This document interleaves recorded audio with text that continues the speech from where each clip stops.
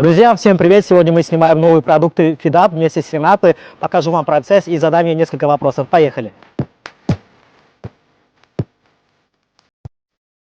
Рената, подскажите, пожалуйста, как вам сегодняшняя съемка?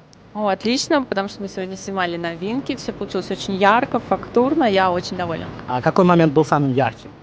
Ну, наверное, когда мы перешли к нашим любимым бургерам и лавашам, это очень сложные позиции, но они всегда получаются лучше всех в кадре.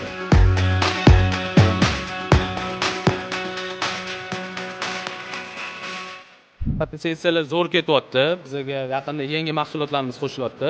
Bulardan sizlarga ikkitasini tushuntirib beraman.